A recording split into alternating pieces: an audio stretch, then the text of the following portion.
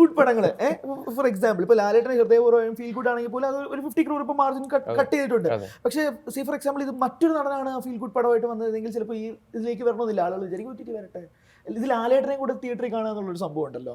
ഇപ്പോൾ you being the prime director of feel good films, അത് എത്രമാത്രം റിസ്ക് ഫാക്ടർ ഉണ്ടാവുന്നത്? ഞാൻ കഥത്തെക്കുറിച്ചല്ല ചോദിക്കുന്നത്, അല്ലാണ്ട് ഇപ്പോൾ നാളെ ഒരു ഫീൽ ഗുഡ് പടം ഞാൻ എടുക്കുകയാണ്, ഇപ്പോൾ ഒരു നോബലിനെ പോലെ ഒരു താരം, ഒരു വ്യക്തിയെ കൊണ്ട് ഞാൻ ഒരു ഫീൽ ഗുഡ് പടം എടുക്കുകയാണെങ്കിൽ ഉണ്ടാകുന്ന റിസ്ക് ഫാക്ടേഴ്സ് ഉണ്ടാവും. ഞാൻ കഴിഞ്ഞ 2 പടം വിനീതിന്റെ ഫീൽ ഗുഡും ഡ്രാമയോ ചെയ്തു. എനിക്ക് രണ്ട് കാര്യങ്ങളുണ്ട്. ഒന്ന് പ്രണവ് ഹീറോ, മറ്റതിൽ ഒരു ബഞ്ച് ഓഫ് ഫാക്ടേഴ്സ് ഉണ്ട്. ഞാൻ പറയുന്നത് നോബൽ പോലൊരു ഹൃദയം ഇറങ്ങിയ സമയത്തുണ്ടല്ലോ, ആക്ച്വലി ഞാൻ ബീങ് ഓണസ്റ്റ് ആയിട്ട് പറയാം, കാരണം ആ സമയത്ത് വിനീത് അപ്പുവായിട്ട് പടം ചെയ്തിട്ടില്ലല്ലോ, പ്രണവായിട്ടില്ല, വേറെ കോമ്പിനേഷനിലാണ് വിനീത് ചെയ്തുകൊണ്ടിരുന്നത്. അപ്പം പ്രണവിന്റെ കഴിഞ്ഞൊരു പടം കുറച്ച് മോശമായി അറിയായിരുന്നല്ലോ, പോയിരുന്നു. അപ്പൊ ആ സമയത്ത് ഇതേ റിസ്ക് ഫാക്ടർ നമുക്ക് ഉണ്ടായിരുന്നു ആക്ച്വലി.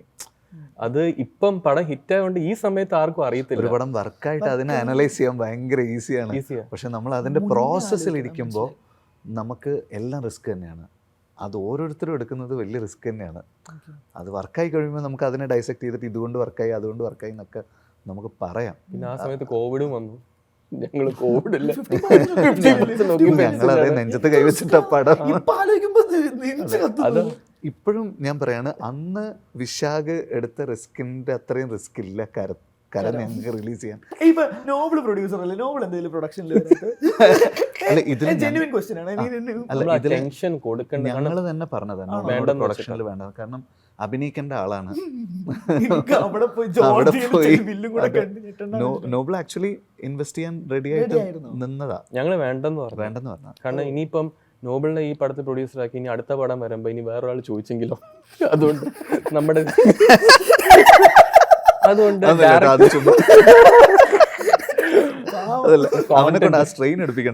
ഹീറോസ് ഒരിക്കലും പ്രൊഡക്ഷനിൽ ചെയ്യണ പടത്തിൽ കുറച്ച് അവരെ ഫ്രീ ആയിട്ട് വിടുക, അവര് സ്വന്തമായിട്ട് ആക്ട് ചെയ്യുക, ടെൻഷൻ എടുക്കാൻ ഞങ്ങളുണ്ടല്ലോ. അല്ലെ എന്നാലും ഇപ്പം വിനീത് പറഞ്ഞതുപോലെ ഞാൻ കൂടിക്കോട്ടെ ചോദിച്ചോളൂ, നോബിൾ കൂടിയപ്പോ ഒരു കൈ കൊടുക്കായിരുന്നു. അല്ല, അപ്പൊ ആക്ച്വലി കൂടുതൽ കോൺസെൻട്രേറ്റ് ആവില്ല, കുറച്ച് ആക്ഷൻ ഒക്കെ ചെയ്യണമായിരുന്നു. മൈൻഡ് ഭയങ്കരമായിട്ട് വർക്ക് ചെയ്യണം, ബ്രെയിൻ വർക്ക് ചെയ്യണം. ഇപ്പം ഇവാൻ വുക്കോമനോവിച്ച് എവിടുന്ന് കണ്ടു, എങ്ങനെ പുള്ളിയെ കൊണ്ടുവരുന്നത്? അയ്യോ, അത് ഞങ്ങൾക്ക് പഠിച്ചോൻ തന്നതാ. അല്ല, ഞാൻ ചോദിക്കുന്ന ആ ഒരു തോട്ട് എങ്ങനെയാണ് വരുന്നത്? പുള്ളിയെ കൊണ്ട് അഭിനയിപ്പിക്കാം അല്ലെങ്കിൽ അല്ല, അത് നമുക്ക് സത്യം പറഞ്ഞു കഴിഞ്ഞാൽ ഞങ്ങളുടെ തലയിൽ വന്ന ഐഡിയ അല്ല. ഞങ്ങളിങ്ങനെ ആലോചിച്ചുകൊണ്ടിരിക്കുകയായിരുന്നു, മലയാളികൾക്ക് മൊത്തം ഇഷ്ടമുള്ളൊരു സായിപ്പിനെ ഞങ്ങൾക്ക് തരണേ ദൈവമേന്ന് ഞങ്ങളിങ്ങനെ ആലോചിച്ചുകൊണ്ടിരിക്കുകയാണ്. അങ്ങനെ ഒരാളില്ലല്ലോ. ഇപ്പം ഇതിനു മുമ്പുള്ള ഇൻ്റർവ്യൂവിൽ നമ്മൾ പറഞ്ഞതാണ്, പണ്ടൊക്കെ ആണെങ്കിൽ ഈ ആനവാൽ മോതിരത്തിലൊക്കെ അഭിനയിച്ച ബെഞ്ചമിൻ, ബ്രൂണോ, ഗാവിനൊക്കെ ഉള്ള സമയത്ത് മലയാളികൾക്ക് അറിയാം പുള്ളീനെ ഒരു പടത്തിൽ നമ്മൾ കൊണ്ടുവരുമ്പോൾ ഇന്ന ആള്, ഇത് ഫെമിലിയർ ആയിട്ടുള്ള ഒരു സായിപ്പില്ലല്ലോ നമുക്ക് എത്രയോ കാലമായിട്ട്. അപ്പോൾ എന്ത് ചെയ്യും, ഓക്കെ പുതിയൊരാളെ ഓഡിഷൻ ചെയ്യാന്നൊക്കെ വിചാരിച്ച നമ്മളിങ്ങനെ അറിയുന്ന ആരുമില്ല. അപ്പോൾ ഭീകര റിസ്ക്. ഓക്കെ, അറിയുന്ന ആരുമില്ല, എന്തായാലും ഭയങ്കര പിവറ്റൽ റോളാണ് ഈ പടത്തിൽ. One of the most important ക്യാരക്ടേഴ്സാണ്. അപ്പോൾ അങ്ങനെ ആലോചിക്കുന്ന സമയത്താണ് നോബിളിൻ്റെ ബ്രദറാണ് ആശാൻ്റെ കാര്യം നമ്മളെടുത്ത് പറയുന്നത്. അതായത് ആശാൻ ബ്ലാസ്റ്റേഴ്സിൽ നിന്ന് പോയെങ്കിലും പുള്ളിക്ക് കേരളം ഭയങ്കര ഇഷ്ടമാണ്, മലയാളികളെ ഭയങ്കര ഇഷ്ടമാണ്.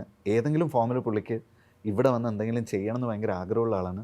പിന്നെ പുള്ളി ആഡ്സ് ഒക്കെ ചെയ്യുന്നുണ്ട്, ഒരു ഇൻട്രസ്റ്റ് ഉണ്ടെന്ന് തോന്നുന്നു, നിങ്ങളൊന്ന് മുട്ടി നോക്കുമെന്ന് പറഞ്ഞു.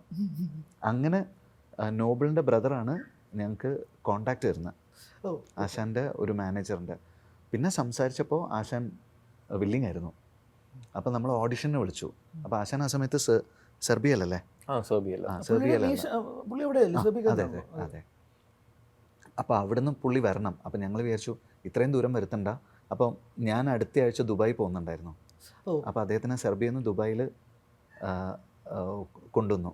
എന്നിട്ട് അവിടെ നിന്ന് ഓഡിഷൻ ചെയ്ത് നോക്കുമ്പോൾ നമ്മൾ ഭയങ്കര സർപ്രൈസ് ആയിപ്പോയി. നമ്മൾ ഒരു സൂം മീറ്റിങ്ങിൽ സീനൊക്കെ പുള്ളിക്ക് ഒരു മെയിൻ ഒരു സീനുണ്ട് പുള്ളിയുടെ, അത് പുള്ളിക്ക് ബ്രീഫ് ചെയ്ത് സീൻ അയച്ചു കൊടുത്ത് പുള്ളി ഫുൾ ഡയലോഗ്സ് ഒക്കെ പഠിച്ച് ആക്ഷൻ വിളിച്ചപ്പോഴേക്കും മൊത്തം സാധനം പുള്ളി ചെയ്തു. എങ്ങനെ മലയാളി ടച്ച് ഉള്ളതാണോ അതോ കംപ്ലീറ്റ്ലി? ഇല്ല, ഫോറിനർ ആയിട്ട്. അതുകൊണ്ട് തന്നെയാണ്